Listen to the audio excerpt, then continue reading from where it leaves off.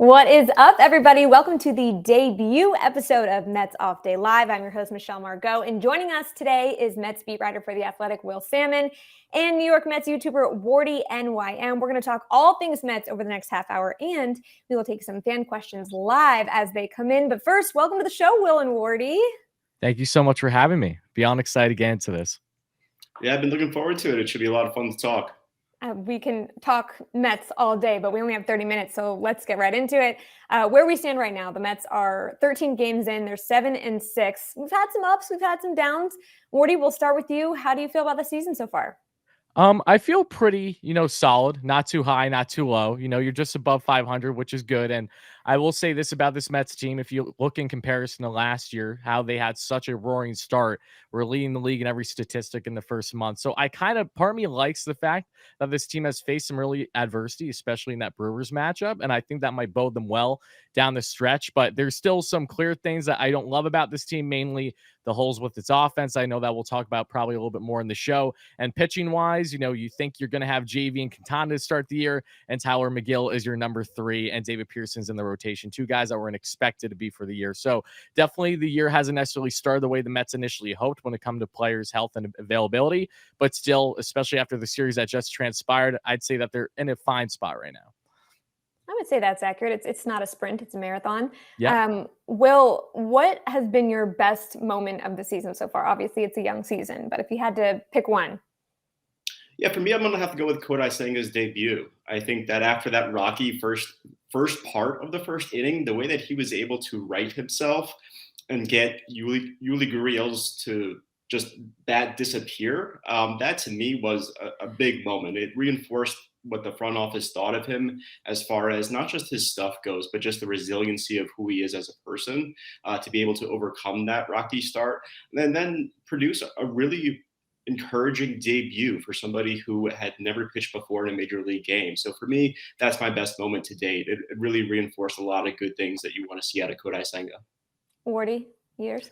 I would have said the exact same thing. I mean, he took the words out of my mouth. I've been raving about Kodai Senga and that ghost fork since the season has begun. And there have been plenty of other nice moments as well, especially the Mets home opener, in which I was there seeing Alonso and Lindor both hit a bomb. And that game was nice too. A nice first win at home this season. But yeah, I have to agree with Will. Kodai Senga is really hard to beat right now. My personal favorite was Ottavino's salute to Melo. So I'm a Carmelo fan, but I just loved the story that went along with it. I guess, well, obviously he's a Brooklyn native, so he grew up a Knicks fan, but I guess Adam Ottavino trained with him when he was in the minor leagues. Really? Like one time they were at the same training facility or something. I read it. And I guess Ottavino said, like, I was just a scrub back then, so I didn't want to, like, say too much to him. This was during Melo's prime time, but I just loved that, like, New York or nowhere mentality from Otto. But you guys mentioned Senga. We're going to do a little rotation roundup where we talk about the backbone of every MLB team, the rotation. So I'm going to give you guys a pitcher, and then I want you to kind of rapid fire give me one sentence about that pitcher. So Will, we'll start with you. Give me one sentence on each guy. We'll start with Scherzer. So Max Scherzer, he's still going through things, but he's getting there. He needs to get better at punching guys out or putting guys away, but he made some progress his last start. Wardy, Scherzer? Old reliable, and he's a psycho. Put that together. That's not Max. All right. Will, David Peterson. The big thing with Peterson for me is when he can attack the zone, things go awfully well for him because that slider becomes all the more enticing out of the zone when he's able to locate his other pitches and pitch effectively inside the strike zone first. Wardy? Yeah, young strikeout stud is what I seen Peterson from last year. Just needs to work on that command more, and I really think he could be a great piece for this rotation for the years to come. All right. Senga, Will. He's appointment viewing, and it's not just because of the ghost fork. His other pitches really showcase a guy who could be if he's not already, he could be an impact starter in the major leagues for this team. We're talking about the splitter, the sweeper, the cutter, the four-seam fastball. It's all really good stuff. Wardy? You're soon to be NL Rookie of the Year, even though it's kind of crazy for a guy that spent a decade over playing pro ball in the MPB. I really think that he's going to have a strong year, and I absolutely love his arsenal. This is giving paragraphs, not sentences. I'm Rapid sorry. fire, I'm but that's sorry. okay. We'll always take more. All right, last one, Carrasco, Will. The Mets need more from him. He's somebody that's a veteran that they're going to rely on for innings, at least 5 or 6. He's not giving them that right now. There are some issues with why that is the case, but he has some fixing to do. I'm going to keep this short and sweet. Sadly, the cookie has crumbled. So. No, the cookie is soft. We're not. The cookie's soft. Maybe, but we like soft. It's crumbling. Pieces are breaking off, Michelle. What are we going to do? Fair. By the way, we have fan questions, so we want fans to live type in their questions so that we can get to those as well. Also, I forgot McGill. I'm so sorry. Tyler McGill. Will. Well, he's no longer the AAA starting pitcher, right? That the Mets had envisioned. He's giving them probably the best that they could have ever asked for. Yeah, I think he's a bulldog, simply put. Innings eater, a guy that is going to continue to impress and surprise people this year. All right. Will, who are you looking closest at from this rotation on this next road trip? I hinted at it earlier. For me, it's still Max Scherzer. He's somebody that everything sort of relies on this season for the Mets, with whether or not he could provide them that ace caliber status that he's known for. He's, like Tyler said, he's this bulldog type of mentality that you know what you're getting from him, and you know it's there, and you know that he's going to give it his all. But the first 2 starts, the first one in particular, he struggled toward the end of it. And then with Milwaukee, he was giving up home runs. That's okay. The home runs are okay because he had that season where he actually won a Cy Young, gave up a lot of home runs that year, and still, like I said, won the Cy Young and was very, very good. For Max Scherzer, it just depends on his ability to put guys away once he gets to 2 strikes. That's the key for me, and I want to see more of that. For me, it's David Peterson. When he has his command right, he's a completely different pitcher. He's good when he struggles a little bit with the walks, but when he is commanding the zone, it's a completely different pitcher. And if he can repeat that a second start in a row on this road trip, I think that's going to be huge. Wardy, obviously, if Verlander comes back in late April, if he comes back, someone's got to go down. Who do you boot? I think it's pretty simple right now. I know it might be crazy to say when Carrasco led the Mets in wins last year, but with how he started the season, unless he can really hone in on that command and get that velo a little bit up, because it really looks like he's throwing meatballs down the plate, I think Tyler McGill is the guy that the Mets should be utilizing going forward, because you can't, instead of rewarding a guy who has a 2.5 ERA through his first 3 starts, send him back down the minors over Carrasco should he continue to struggle. So I think that this could be a situation where Cookie might be best fit potentially in that bullpen as an innings eater, and having Tyler McGill continue to stay hot in that rotation until proven otherwise. All right. So we have a fan question coming in. Can Pete Alonso break Aaron Judge's 62 home runs this year? Great question.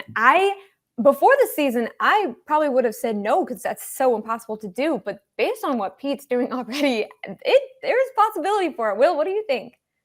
I really think there is. Shout out to Anthony DeComo at MLB.com. Right at the beginning of spring training, man, he wrote a great story about how, hey, don't forget about Pete Alonso when it comes to the home run record. Right after Aaron Judge hit the 62 home runs, this is somebody that has the ability. He has already done it as far as hitting over 50, or can hit more than 50. So yeah, I don't count it out with Pete Alonso. I don't count out his ability to make adjustments and make himself a better hitter. He's done that every year since his rookie year. He's found little things, whether it's the counts, whether it's making more contact, whether it's laying off certain pitches. He's found those little things to make him an overall better hitter. And he's so hard to pitch to, and when pitchers make mistakes, he makes them pay for it. Wardy, what do you think? I think there's 2 key things. One, he's currently on pace for 75 home runs. So he's already, above what we initially expected. And 2, since arriving in the league, he's led all of baseball in home runs with 150 plus, with Aaron Judge behind him at 140 or so. So, I mean, if we're just based on numbers alone, Alonso is the home run king. So if you want to make a bet for someone that could at least get around what Judge did this past year, I'm going to pick Alonso. I love that. All right. So I'm not much of a meme gal, but what has been the best meme that you've seen on Mets Twitter so far this year? Wardy? Oh, there's a couple good ones. Obviously, as soon as the Mets aren't hitting, there's a lot of pessimistic ones, but I'll stay more with the positive ones.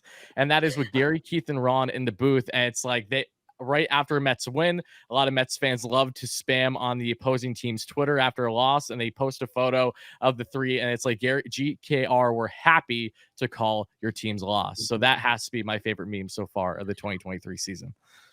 Will, what about you? My favorite so far has been one that's a little bit more nuanced, not good necessarily or bad, I would say, but it's when Francisco Alvarez has that air bubble and he's saying, "When am I going to play?" That to me is my favorite so far. All right. Well, one topic of debate that has been going since last season, Eduardo Escobar and Brett Baty, who's going to play third, who's best suited to play third. Wardy, you are all in on Baty. State your case as to why you think he should be up in the big leagues right now with the Mets. Oh, geez. How much time do you have, Michelle? But in all seriousness, I'll try to keep it short and simple. I mean, Eduardo, great personality. Love him. Was Mr. September last year. Was great heading into the postseason. I appreciate all that he did during that sample size. But as a whole, he really didn't do a whole lot for the Mets over a normal 162 last season. And now to start this year, Brett Baty in spring training absolutely balled out, took full advantage of every opportunity given to him while Escobar was playing for Team Venezuela. And doing so, he still starts the year in AAA, in which, coming back from his thumb injury the other day, had an RBI double, had a home run, leads the International League right now in slugging with 870, while Eduardo Escobar has 100 average, a 350 OPS. No, not on base percentage, not slugging. I know we're only 13 games of the season, but I think that really is telling quite a bit of Eduardo and how the Mets shouldn't give him too much of a leash now when you don't just have any Joe Schmo of a third base prospect. You quite literally have the best in the game, not named Gunnar Henderson. And for all the people that say, oh, well, Baty isn't defensively ready, let's not act like Eduardo Escobar is the best thing since sliced bread at third base. He's solid. I got to give him credit. He's in the 98th percentile in outs above average to start the year at third base. Last year, however, was below the 10th percentile. He was anything but consistent at the defensive position. So honestly, with everything that I'm seeing from Eddie, I can't imagine a world where Baty would be any worse personally. Will, you feel the opposite. Why do you think the Mets should stick with Eduardo for the time being? Well, I will say, though, that Wardy has a great case there. And with Baty, there's no denying how good he can be at this level. And he's already dominated AAA in a very short amount of time, right? With Eduardo Escobar, he is going through a very rough stretch. There's obviously also no denying that part of it. He also was going through a rough stretch last year toward the end of April, early May, where he was in another 13 games, short sample, but it was another 100 batting average type of situation. And he busted out of it a little bit before then again slumping. He's a guy who runs hot and cold. So maybe, just maybe, there's a hot streak in him that's left. Perhaps the Mets are thinking that that's a possibility because you don't want to subtract from your depth. You don't want to lose a quality player in him if that's still part of it. And to the point about defense, so far he has been great. He has been very sturdy at third base, and he has not allowed his offensive woes to carry on with him toward the field. He's made every play that's gone his way, and he's a great presence in the clubhouse as well. I think we're getting to a point in the season where the small sample sizes, we could start to really see like what's there underneath those numbers. So for Eduardo Escobar, his hard hit rate right now, it's not very good. If it continues to go down that path another, say, 2 weeks or so, then I think the Mets have a very strong decision to make there in regards to it's time to call up Brett Baty. Well, you guys kind of stated your case for what you want, but yes or no, will Brett Baty be with the big club by the end of this road trip? And this is also a fan question. Do you think they should call up Brett Baty? Ooh, do I think they should? Absolutely. Do I think that they will have called him up by the time the road trip is done? I can't say that I'm confident in agreeing with that. Just from how the Mets have operated so far this year, it seems like that they want to give Eddie a little bit more of a leash, and whether that's at least for the remainder of the month, that could be a sign. And who knows? Maybe Eddie does start to break out with the bat this West Coast trip. Well, this front office has made some tough decisions with guys who have struggled. We saw that way back last year with Robinson Cano even. They cut ties with him early in the season. It didn't take long for them to move on. This is a totally different set of circumstances here. And like I said earlier with Eduardo Escobar, there may be a hot streak left in him. We've seen it before. So do I think that they should call up Brett Baty? Probably. Do I think that they will by the end of the West Coast trip? I don't. I think that they will maintain the status quo for now and ride it out. Unless perhaps, the first few games of this road trip just goes that poorly for Eduardo Escobar, or continue to go that poorly for him, maybe then that changes my opinion. But for right now, I'm saying no.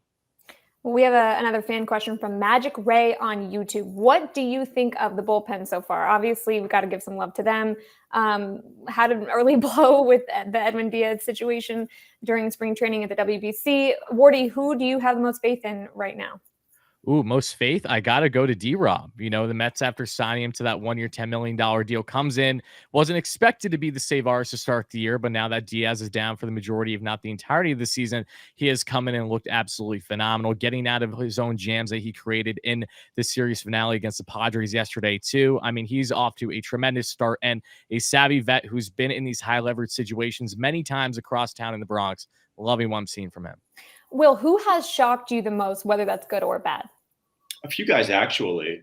For me, I really like what I've seen out of Stephen Nagosic. He's a guy who came into spring training out of options. And Buck Showalter has mentioned this a couple of times since. He loves when this type of thing happens. He pointed to him as a reason for why they were able to navigate the way that they have with their pitching staff the past 2 days, because Nagosic was able to go long in that first game of the series. So for him, he's a guy that it's upstairs for him. He has to, learn how to pitch a little bit better, know what he has with his stuff, and know what pitch to throw in certain situations. But I think the skill set is there for somebody that could be an under the radar type of guy who, provides some stability toward like the, fifth, sixth inning when things kind of go awry for them. They could maybe turn to him and provide a little bit of life. Wardy, who has made you yell the most at the TV from the bullpen? I gotta say, I'm kind of proud of myself. I haven't yelled at the TV too much. Yes, I know we're only 2 weeks into the season, but I'm animated as is.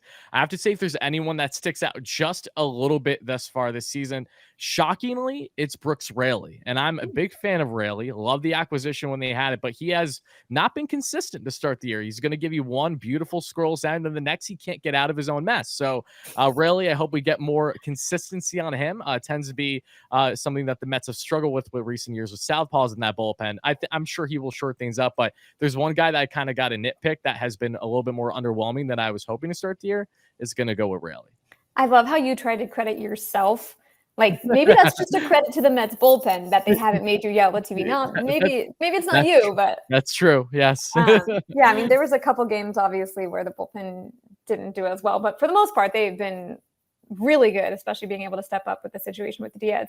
I want to go back a little bit to the Mets offense. So a big problem as of late has been runners in scoring position and not bringing them in. So they are 2 for 15 with bases loaded and 2 walks. Those 2 hits, of course, coming from Jeff McNeil and Daniel Vogelbach. Alonso 0 for 4 with 2 Ks in those situations. Not to say that he hasn't come up huge in other situations. But Will, are you noticing anything differently in those at-bats where there are guys on? Well, I think it's a combination of a few different things, right? Like the contact when they do get guys on, particularly with the runners in scoring position, it tends to be weak contact, tends to be on the ground. That's not exactly what you want a lot of those times. And also, I think sometimes it's just a product of either guys chasing a little bit out of the zone, although their strikeout rates, walk rates in those situations pretty much mirror what they've done already this regular season. So it's hard to really pinpoint it. I will say a lot of times, frankly, it comes down to the wrong guy at the wrong time being up at the plate. For this team right now, Eduardo Escobar, for instance, not to pick on him based on our conversation earlier, but he's 1 for 13 with runners in scoring position. And when you're coming up that often with guys on base, you got to deliver. Well, speaking of which, if bases are loaded, Wardy, who do you have the most faith in? Like, who do you want up in that situation? Oh, Jeff McHits. I don't even have to second guess this one. Yeah, I'm taking the reigning NL batting champ every day of the week. Well, focusing in on him, he's obviously no doubt one of the best hitters in the league, won a batting title last year. He's hitting 222 when he hits third. Okay. He hits 182 when he hits fifth, 190 in sixth. He has 7 walks when he is in the 6th spot. Batting 1,007th in 4 plate appearances. He had the most plate appearances, hitting 6th. Where do you personally want to see him hitting in this lineup, Morty?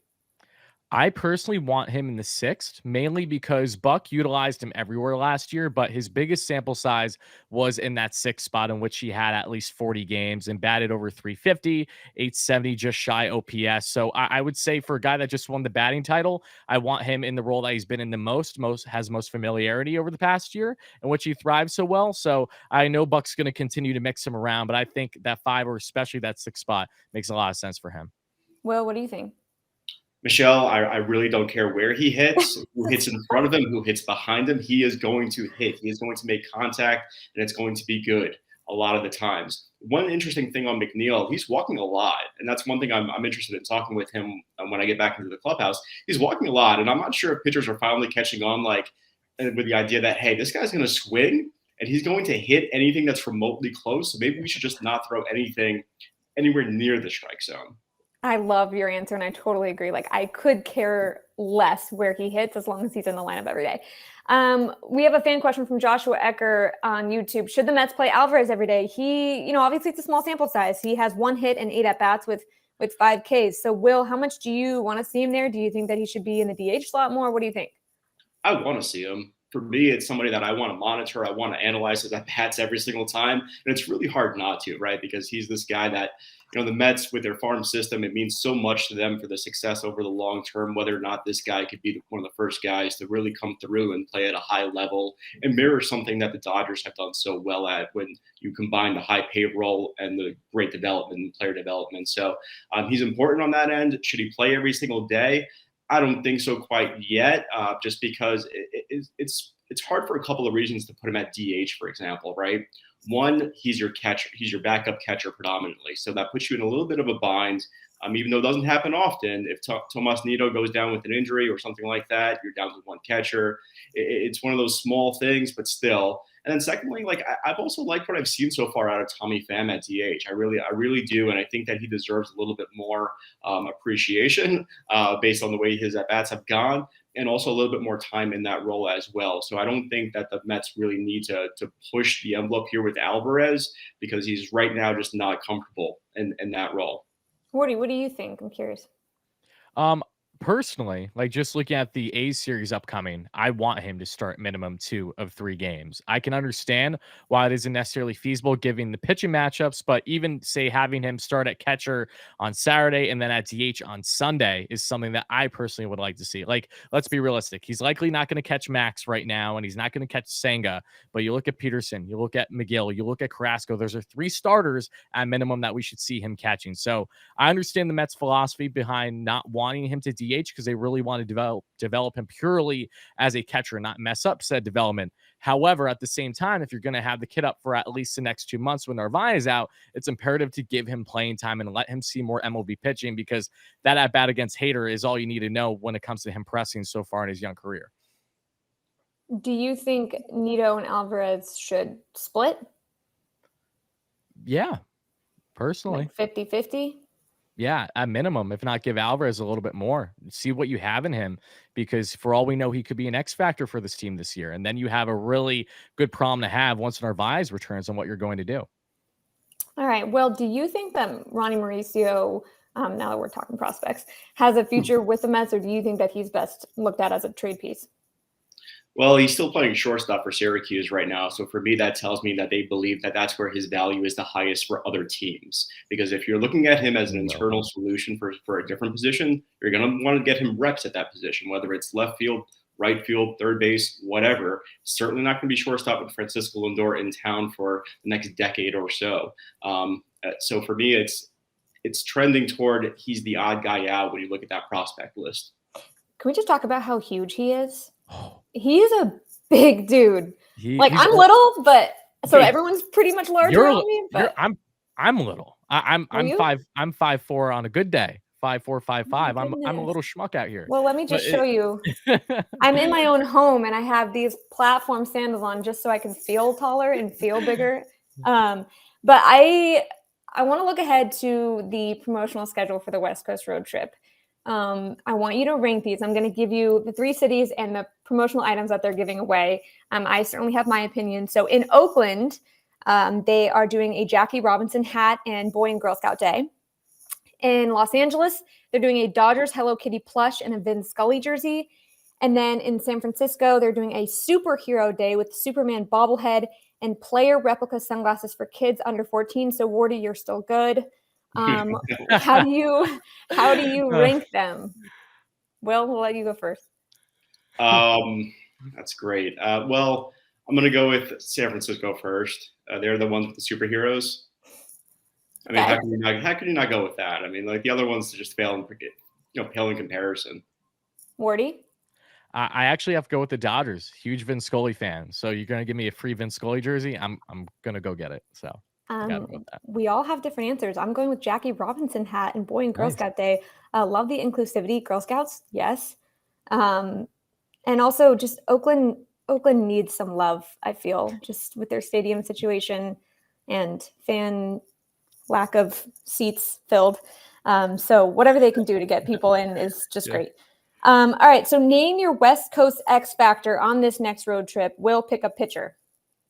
I'm still going to go with Max Scherzer, but I'll also add the fact that they're looking to go with a 6-man rotation at some point during this West Coast trip as well. And a lot of that depends on a lot of that stems from wanting Kodai Senga to be on a set schedule. So for me, there's this cascading effect to it where like all these guys are important, all these guys matter, and all of them bear watching. But for me, like I said earlier, with Max Scherzer, he's so important to this team. He's so important to the high hopes that this franchise has for a deep playoff run. And you're going to need him on his game, and you got to need him to figure things out. I want to see it right away. But besides him, I'm kind of curious who they turn to for that 6th spot and how things go from there in terms of keeping everybody on track with normal rest for them. Wardy, position player for you. Ooh, position player. I think I have to go with Francisco Alvarez, mainly because, again, he needs to be given a leash, right? And we only have so much time. Again, 2 months is solid until Narvaez returns. But again, it's imperative, as I said earlier, to take advantage of the opportunity that you have with him right now to see what you have and see, again, if he can be an X factor. So for that reason, I want to see a decent portion of Alvarez and see what he can provide for this team. We have one more fan question come in, which I think I know the answer, but I will say it anyway. Craig from Facebook, do you think that the series win over San Diego points the team in the right direction? Will? Doesn't hurt, right? It doesn't hurt. I think you want to look at it that way. There was a lot of good things to take from that, right? Particularly, I thought the bullpen pitched really well in that game, and that was like Buck Showalter managing that game as if it was like Game 7 of the World Series with the way that he maneuvered his bullpen, had this guy pitch in this inning, etc. So that showed you a lot of good things. I still want to see a lot more production from the batters in the 5 through 9 holes for this team. And when that occurs, and that's when you know that things are cooking on all cylinders for them. Wardy? Yeah, I think that this is definitely a nice early confidence boost for a team that has only had their wins against the Miami Marlins. And this is not to down the Marlins, but they are likely going to be the second to worst team in the NL East this year. So to do this, kind of get that taste of revenge a little bit from the wild card matchup last year against a hot San Diego Padres team that just took 3-4 in Atlanta. I mean, if you're the Mets and you take this series pretty comfortably, you have to be feeling good heading into this West Coast trip. How do you think the Mets are going to fare over the road trip? Like, what do you think their record's going to be by the end of it, Wardy? I honestly think that they're going to go 500, mainly because that's pretty much what happened with them last year in the road trip.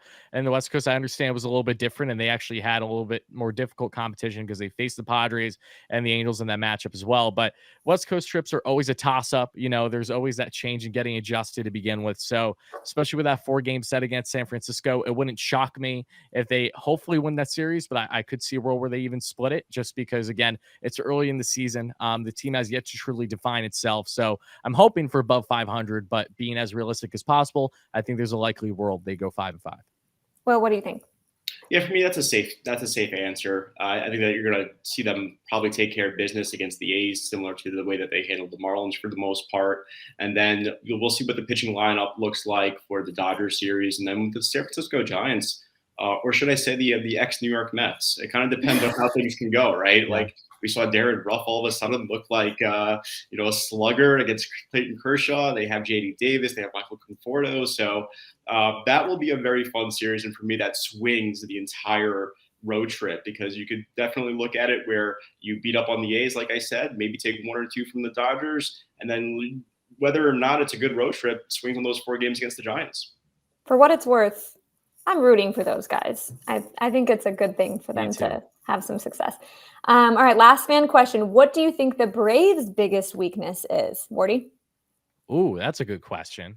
Braves' biggest weakness right now, I honestly have to say it might be their lack of, quality pitching depth right now. They're still trying to get acclimated with that rotation. Mike Soroka, who I'm honestly a big fan of, and I'm terrified for when he's healthy and return, because I really think he's a stud. Once he's fully back in that rotation, that's going to do wonders for them. But Ian Anderson, who wasn't supposed to have much of an impact for them this year, now just had Tommy John. So they're looking a little light on the back end of that rotation. That's something where I'll be curious to see how much it gets exposed throughout the first half and how they will probably address it come the trade deadline. All right. Closing thoughts, because it is the first real off day of the season. How are you planning on spending it, other than obviously right here as we wrap up?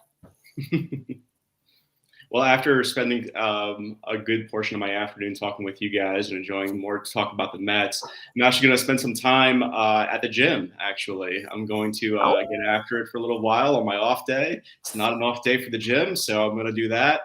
Take advantage of not having to go to the ballpark for 6 or 7 hours. Not that I don't mind doing that. I love it. But it definitely opens up the schedule a little bit to get more gym time in. Wardy?